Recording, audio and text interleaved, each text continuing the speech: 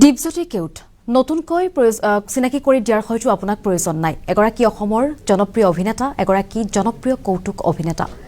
নিজৰ অভিনয়ৰ যাদুৰে সকলোৰে হৃদয় স্পৰ্শ কৰিবলৈ সক্ষম হৈছে দীপজ্যোতি কেওটে কিন্তু কালিৰ দিনটোত সমগ্ৰ অসমবাসীলৈ এটা বেয়া খবৰ আহিছিল যে দীপজ্যোতি কেওট হৃদযন্ত্ৰত আক্ৰান্ত হৈছে হৃদৰোগত আক্ৰান্ত হৈছে আৰু হৃদৰোগত আক্ৰান্ত হোৱাৰ পাছত চিকিৎসকে পৰামৰ্শ দিছিল যে অতি শীঘ্ৰে অস্ত্ৰোপচাৰ কৰিব লাগিব দীপজ্যোতিৰ আৰু তাৰ পাছত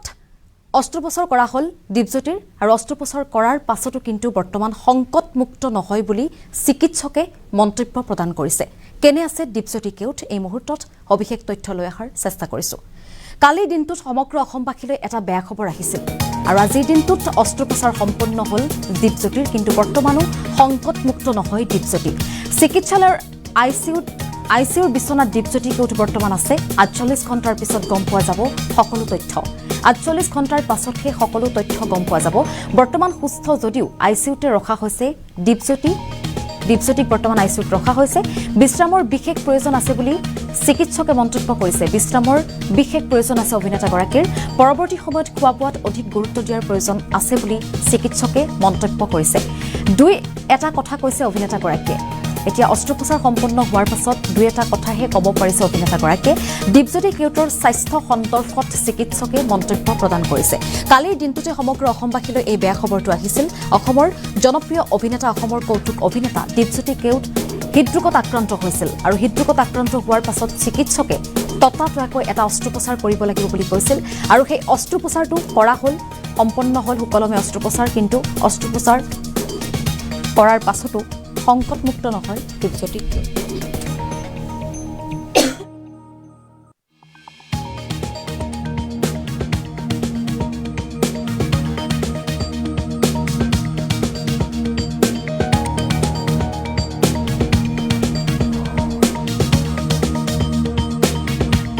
নহয় বুলি চিকিৎসকে মন্তব্য কৰিছে অভিনেতাগৰাকীৰ এজিঅপ্লাষ্টি অস্ত্ৰোপচাৰৰ পাছত ৪৮ ঘণ্টা বৰ্তমান ৰখা হৈছে আইচিউত আৰু বৰ্তমান আইচিউত চিকিৎসাধীন মোহন খ্যাত দীপজ্যোতি কেওট আৰু হৃদৰোগত আক্ৰান্ত জনপ্ৰিয় অভিনেতাগৰাকীৰ কালিৰ দিনটোত শ্বুটিং চলি থকাৰ মাজতে অসুস্থ হৈ পৰিছিল কালিৰ দিনটোত এখন নতুন চিনেমাৰ শ্বুটিং চলি আছিল আৰু সেই সময়তেই ঢলি পৰিছিল দীপজ্যোতি কেওট আৰু ততাতৈয়াকৈ চিকিৎসালয়লৈ লৈ অনা হৈছিল দীপজ্যোতি কেওটক আৰু চিকিৎসকে পৰামৰ্শ দিছিল যে অতি শীঘ্ৰেই এটা অস্ত্ৰোপচাৰ কৰিব লাগিব আৰু সেই অস্ত্ৰোপচাৰ কৰা হ'ল অস্ত্ৰোপচাৰ সম্পন্ন হৈছে বুলি ইতিমধ্যে হেল্থ চিটি কৰ্তৃপক্ষই জনাইছে আৰু সংকটমুক্ত হোৱাৰ পাছত এতিয়া দীপজ্যোতিয়ে এটা দুটাকৈ কথা কোৱা আৰম্ভ কৰিছে হাস্পতাল কৰ্তৃপক্ষই এই কথা জনাইছে ৰাতিপুৱাৰ পৰা তেওঁৰ হাতৰ বিষ বুলি অনুভৱ কৰিছিল বুলি ইতিমধ্যে চিকিৎসকে জনাইছে দিনৰ প্ৰায়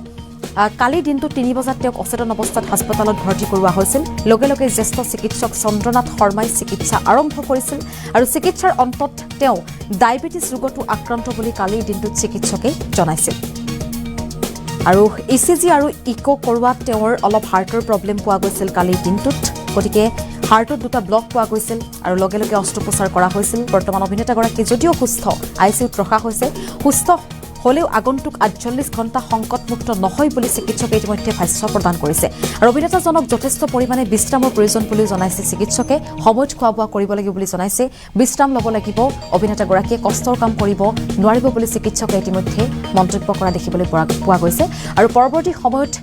নিজৰ ধ্যান ৰাখিব লাগিব বুলিও চিকিৎসকে মন্তব্য কৰা দেখিবলৈ পোৱা গৈছে আৰু সমগ্ৰ অসমবাসীয়ে এতিয়া প্ৰাৰ্থনা কৰিছে ভগৱানৰ ওচৰত যে অতি শীঘ্ৰেই দীপজ্যোতি কেওট সুস্থ হওক অতি শীঘ্ৰেই দীপজ্যোতি কেওট সুস্থ হওক বুলি আপুনিও প্ৰাৰ্থনা কৰক আৰু আপুনিও আশীৰ্বাদ কৰক দীপজ্যোতি কেওটক কিয়নো অসমৰ জনপ্ৰিয় এগৰাকী কৌতুক অভিনেতাৰ বৰ্তমান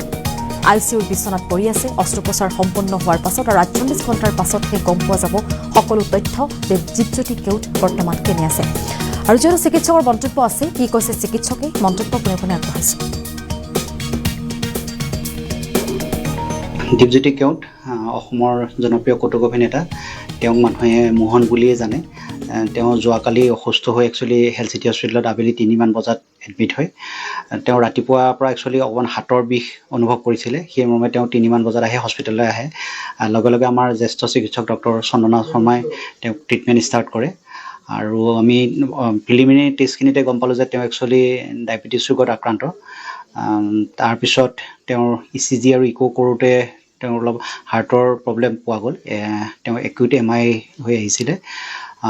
ডক্টৰ মায়াংক আগৰৱালাই তাৰপিছত ট্ৰিটমেণ্ট কৰি তেওঁক এনজিঅ'প্লাষ্টি কৰে। তেওঁৰ হাৰ্টত একচুৱেলি 2টা ব্লক পোৱা গৈছিলে। সেইমতে ৰাতি 9 মান বজাত তেওঁৰ অস্ত্ৰোপচাৰ সম্পন্ন হয় আৰু বৰ্তমান তেওঁ সুস্থ যদিও মানে চাওক, অস্ত্ৰোপচাৰৰ পিছত আমি একচুৱেলি 48 ঘণ্টা তেওঁক ICU অবজাৰ্ভেশ্যনত ৰখা হয়। গতিকে তেওঁক সম্পূৰ্ণ আমি সংকটমুক্ত বুলি নকওঁ। 48 ঘণ্টাৰ পিছত আমি বা পৰৱৰ্তী সময়ত আপোনালোকক আকৌ জনাম। বৰ্তমান তেওঁৰ বাকী পেৰামিটাৰ মেইনটেইন হৈ আছে আৰু সুকলমে তেওঁৰ যোৱাকালি ৰাতি 9 মান বজাত অস্ত্ৰোপচাৰ সম্পন্ন হৈছে। মই চাওক, ডিছচাৰ্জটো হৈছে 48 ঘণ্টা বা 72 ঘণ্টালৈকে তেওঁ ICUতে থাকিব। তাৰপিছত ডক্টৰে এটা ডিচিশ্যন ল'ব যে তেওঁক কেইদিনত ডিছচাৰ্জ কৰিব পাৰি। ধৰি লৈ আমি 3-5 দিনৰ ভিতৰত ডিছচাৰ্জ কৰিব পাৰিম বুলি ভাবিছোঁ। তথাপিও ডিছচাৰ্জৰ পিছতো কিন্তু তেওঁক সম্পূৰ্ণ বিশ্ৰামৰ প্ৰয়োজন। তেওঁ এটি দীঘলীয়া বিশ্ৰাম কৰিব লাগিব আৰু ইয়াৰ পিছতো তেওঁ ধৰক খোৱাৰ খাদ্য বা তেওঁৰ দৈনিক যিখিনি এক্সাৰচাইজ লাগে বা বিশ্ৰাম লাগে, টোপনি ক্ষতি কমকৈ কৰে, তেওঁ সকলো মেইনটেইন কৰি চলিব লাগিব।